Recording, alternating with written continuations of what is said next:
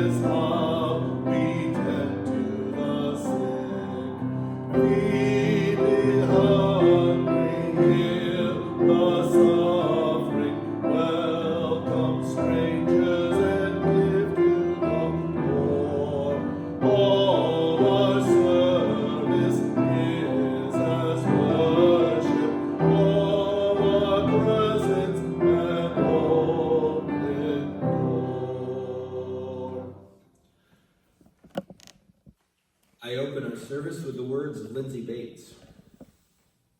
Come, let us be together. Let us open our minds to the challenge of reason. Open our hearts to the healing of love. Open our lives to the calling of conscience.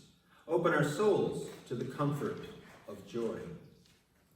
Astonished by the miracle of life, grateful for the gift of fellowship, confident in the power of living faith, here we are gathered. Come, let us be together.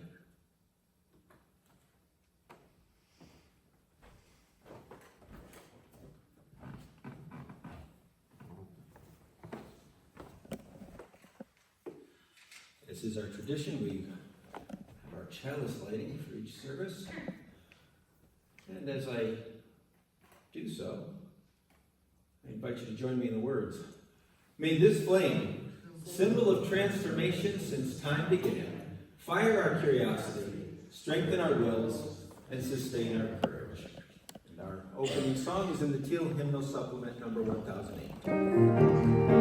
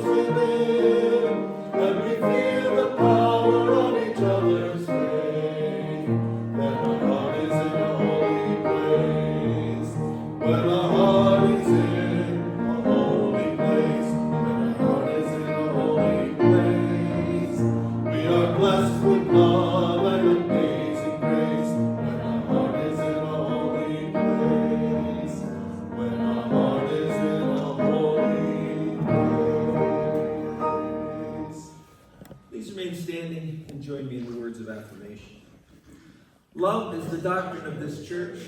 The quest of truth is its sacrament, and service is its prayer. To dwell together in peace, to seek knowledge and freedom, to serve humanity in fellowship, to the end that all souls shall grow into harmony with the divine. Thus do we covenant with one another and with our God.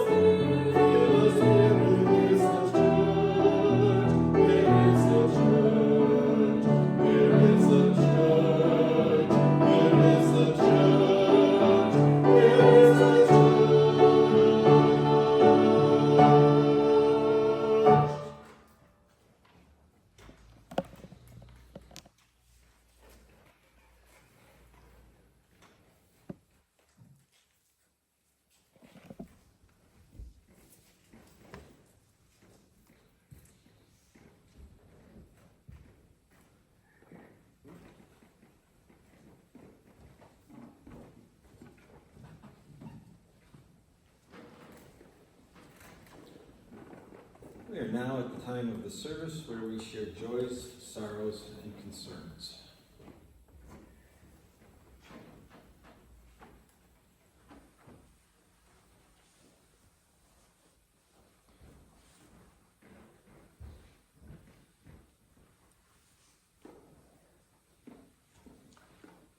Slowly.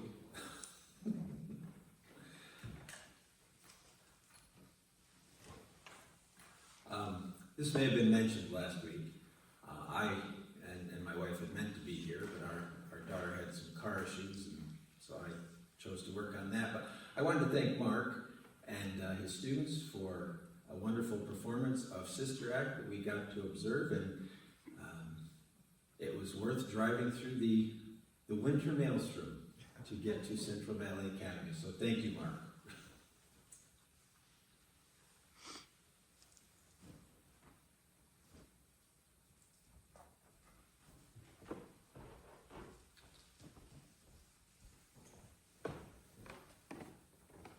This is a candle of joy and concern.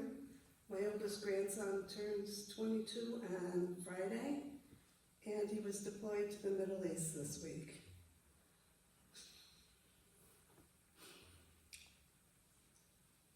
He's in the country of Qatar, which is a neutral country right now, and we hope it stays that way.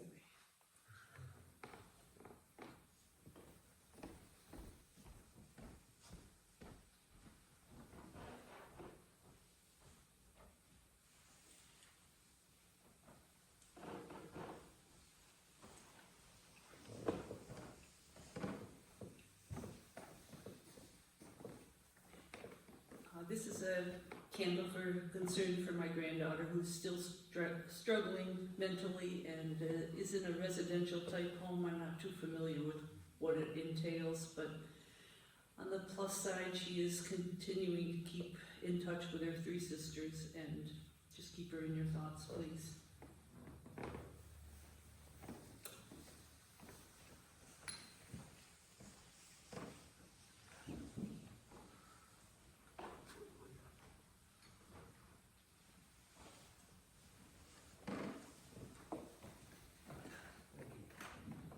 Yeah, this is just from, my daughter's been having back problems since Wednesday, so she hasn't been at work. And Leah, I don't know, she just wanted to stay home tonight, so. And Adrian and me are here, so, thank you.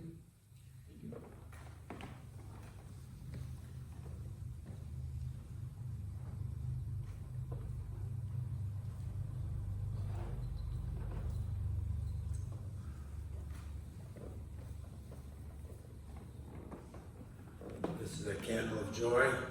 Dawn and I, our great-grandson William turns 4 on the 15th of this month, and today the parents are having a little party for him up at the Oak Gorge View Lanes, a little bowling party.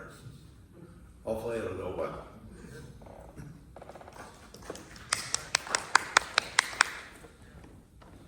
If only life came with those little bumpers in the gutters like for everything. Yes. Ricochet. Make things a lot easier.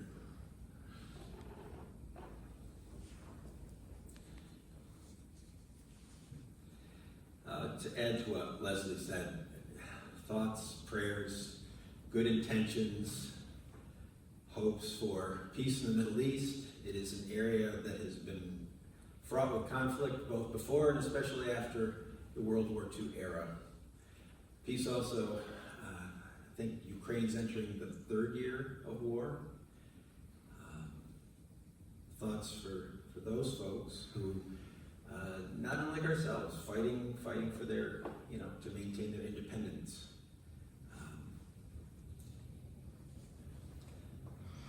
That's on the international front. Another candle of concern. You may have noticed that it's an election year.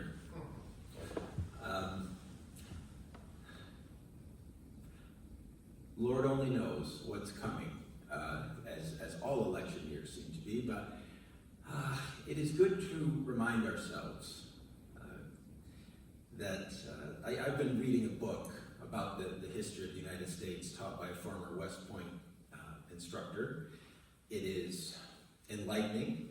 It is unvarnished. It makes me sad, but also hopeful to realize that previous generations, going right back to the start of the Republic, have had issues. Getting along, working things out. And just here's a candle of reminder that we are the United States.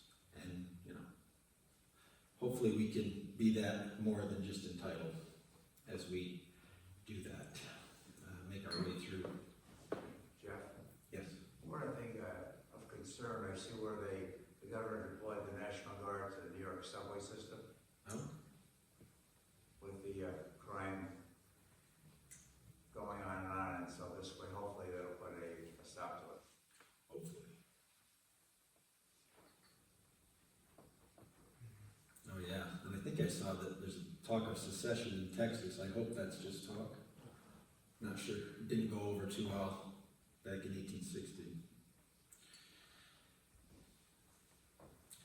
A final candle for any joys, sorrows, or concerns that go unspoken but remain in our hearts and minds.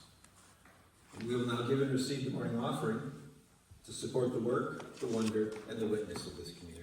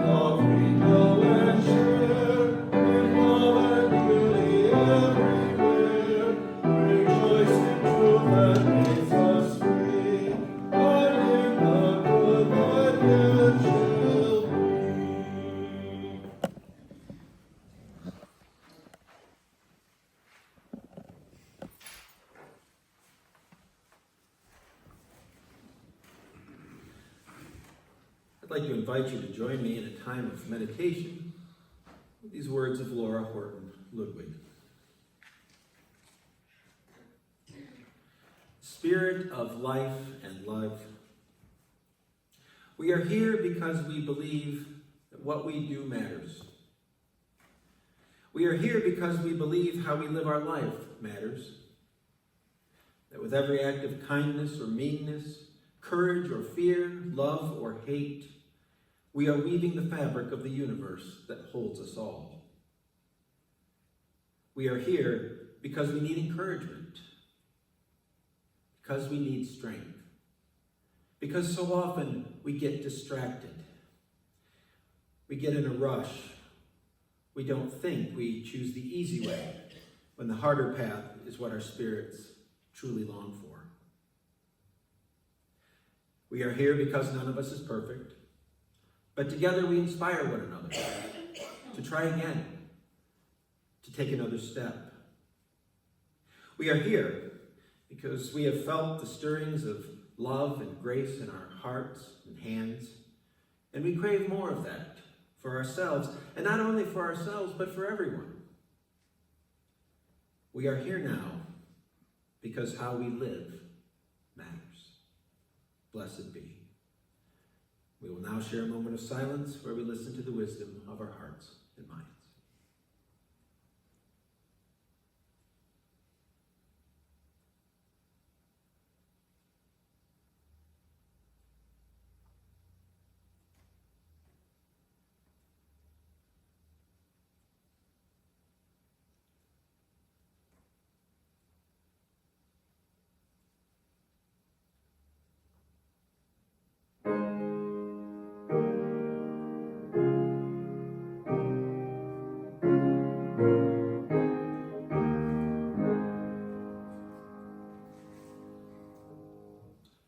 Our next song is number 123.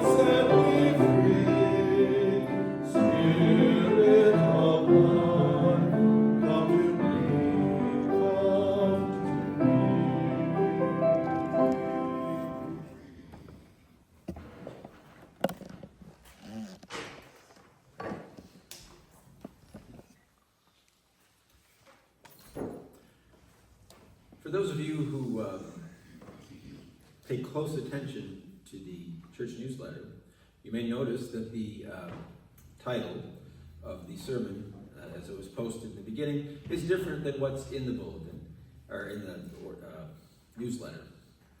That's because when I wrote the newsletter, it was kind of like a lump of clay with some things shaped, and then earlier this week, boom, inspiration. So it will include what is in the newsletter, but in a broader sense. And if you missed that, the name of the sermon is Who, What, and Why. So, 2 questions for you on a Pledge Sunday. What is most important in life? And why do we come here? And by the end of this talk, I hope to show you how those two questions are in some ways connected. So, first question. What is most important in life? There are all sorts of ways to answer that question. Scholars, philosophers, religious leaders, and many, many others over the ages have shared their thoughts on that topic. As far back probably as human beings have been writing things down, probably before that. Instead of standing up here and offering examples of those perspectives about what's important, I'd instead like to present you with a thought experiment. I'm going to ask you 11 questions. You don't have to stand up and answer them. You don't have to write them down. I just want you to think about these in your minds for a few seconds as I pause in between them. And first, you may be wondering where I'm going, but you'll see. First question. If you can see it, name the 5 wealthiest people in the world.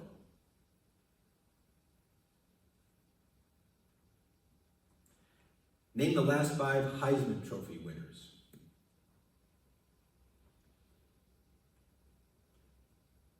Name the last 5 winners of the Miss America pageant. Name 10 people who have won either the Nobel or Pulitzer Prize. Question 5, name the last half dozen Academy Award winners for Best Actor and Actress.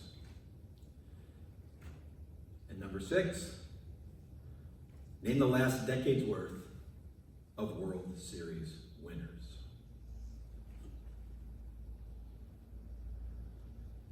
How'd you do? Not so easy, right?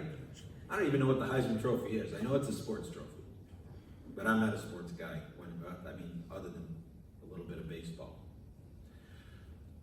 The point of those 6 questions is to demonstrate that none of us remember the headliners of yesterday, by and large. There are no second-rate achievers. The people in those lists are arguably the best in their fields. But the applause dies. The awards tarnish. Achievements are forgotten. Accolades and certificates are often only remembered in, on the walls of the people who received them, or if someone bothers to, look them up. So that was the first 6 questions. Here are the next 5. See how you do with these. List a few teachers who aided your journey through school.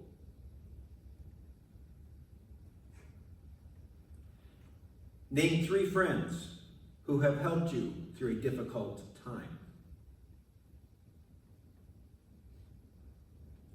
Name 5 people who have taught you something worthwhile.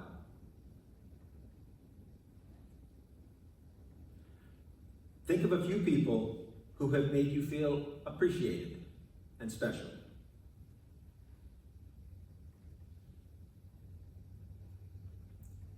Think of 5 people you enjoy spending time with. I'm going to go out on a limb and guess that answering those was probably a whole lot easier than the first 6 questions. So remember, I am attempting to answer the initial question of what is most important in life. And it got me thinking when I was, doing that exercise and putting it into the sermon. It's not so much what, it's rather who is most important. When you think back over the second set of questions, you realize that the people who make a difference in your life are not the ones with the most credentials, the most money, the most awards. They are the ones who cared the most, the ones who were there for you or are still there for you, who gave of their time and give of their time and kindness and love and compassion to you. I know that when I was thinking about my answers to those questions, they included some of the people in this room, or members of the congregation, both past and present. And that in turn helps me to answer in large part the second question I posed: why do we come here? For me, and I'm going to talk a lot about me, but I'm the only person who knows what's going on in here. You're welcome. No, but we all, we only know our own minds. But a lot of the reason why I come here has to do with the people. The church, after all, is not a building. It's the people who make up the community, who support it through their shared beliefs, their charity, their acts of stewardship. And it is the people who make St. Paul's what it is. I first walked in here, I want to say, the second Sunday of January 2002, 22 years ago. And I can still remember Mary DeLuca and Ann Kazmersky welcoming me. I can remember Marty Rabowski. I think you might have been board president back then, I think. Meeting me at coffee hour, taking the time to get to know me, really listening and hearing, my background and why I was thinking of coming here. I can remember Reverend Tim Barron officiating the baptism of our daughter Natalie later that year, because when we first walked in here, Dawn was about halfway, a little more than halfway through her pregnancy with Natalie. I always think of this tree out here because this tree here in the corner was planted about a week after Natalie was born. So every once in a while, even though she's like, "Oh, come on, Dad," if she happens to be with me, I'm like, "Stand by the tree. I want to get a picture with the tree."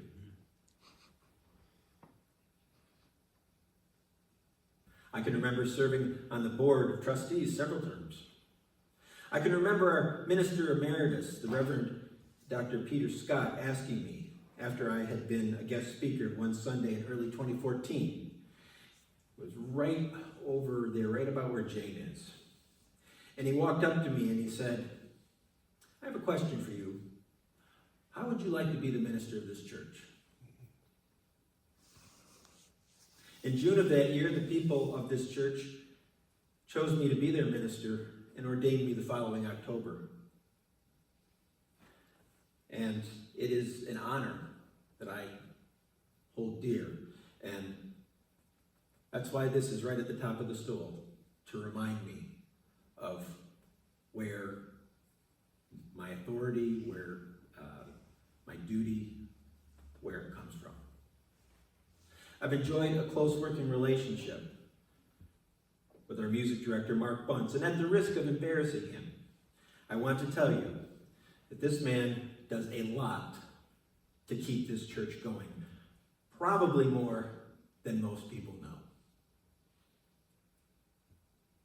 And there are the members of our board, and our treasurer, and our collector, and our clerk. And the guy that is very humble about it, but Dave over there that makes all those delicious baked goods. And I'm thinking of Steve and Mike getting that furnace going after we experienced a 19th century church service for several weeks with the cold. All these people behind the scenes, the people that get the garbage out, the people that pay the bills, the people that see that these things are lit beginning the service. I'm looking at you, Marty. Because it's usually Marty. I could spend a whole service just thanking people for all that they do for this church. And my association with this church is has allowed me to meet a lot of great people, not only here, but in our congregations, fellow congregations in the Mohawk Valley cluster. I'm looking at Joe and Roseanne there, see? Thanks for coming. Perfect. It's like a teachable moment. The people are a huge part of why I'm here, and I have a feeling that that's true for many of you as well. But it's not only the people. I'm here because although I was raised in the Christian tradition, a very moderate Christian tradition, and it does still have an influence on my spirituality and certainly my morality, the fundamental teachings of that faith don't make sense to me unless I look at it through the lens of old school universalism, which holds that the love of God is for everyone, that no one is so flawed, that no one is so irredeemable, that they are beyond that love. I am here because I need a church that doesn't claim to have all the answers, but will instead help me to seek them. I need a church that allows me to change my mind. What a novel concept. I need a church that recognizes that religious or scientific revelation is not sealed. It will never be sealed. It's still happening, still evolving, still showing us new things and ways of being. I need a church that not only allows me to be open to the teachings of all the world's religions, but encourages it. I love that display along the back of the sanctuary. All those symbols representing the collective wisdom of all those belief traditions. The fact that this is peppered with those symbols and others is very deliberate. I need a church that is concerned not only with the hereafter, but the here and now, making this world a more just, loving, and kind one. A world where all God's children are welcome, regardless of how they view God or don't view God. If part of the reason that you come here or watch our services online is because you feel a lot of those things that I just described, if it's because you like the music, if you are comforted, inspired, or yes, even challenged by what I say or what one of our guest speakers, Linda, Justin, Austin, have to say, it is because your support and your care of this congregation is what makes all of it possible. The church is people. What is most important in life? Why are you here? I can't answer that for you. No one can do that other than yourselves. I think in some ways, that is what Unitarian Universalism is all about. Finding our own answers that make sense to us. But it is my sincere hope that this is the place where you feel that you are supported in seeking those answers. And if that is the case, I humbly ask that you consider making a financial pledge that in turn will support this church, this community. Thank you. Our closing song is number 1028.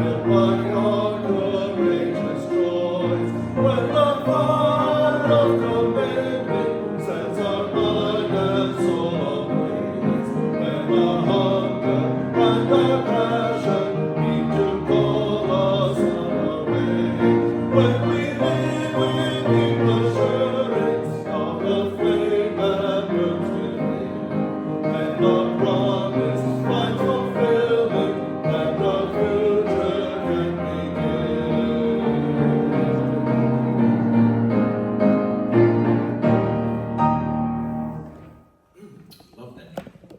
Definitely my favorite in this song. Thanks for coming out, despite the lack of sleep. Though maybe you're all morning people. Anyway, I appreciate it. We all appreciate it. I close our service with the words of James Morrison. Within each of our hearts, there is a most glorious light. Go forth and let its spark help you understand what troubles both you and others. Go forth and let its light of reason be a guide in your decisions. Go forth and bring its ray of hope to those in need of help in both body and spirit, that they may find healing. Go forth and fan the flames of passion to help heal our world. Go forth and spread the warm glow of love, pushing back the darkness of the world.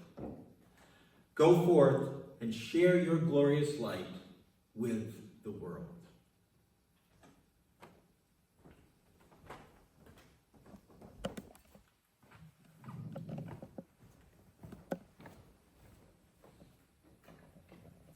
Please join me in the words. We extinguish this chalice flame, daring to carry forward the vision of this free faith, that freedom, reason, and justice will one day prevail in this nation and across the earth.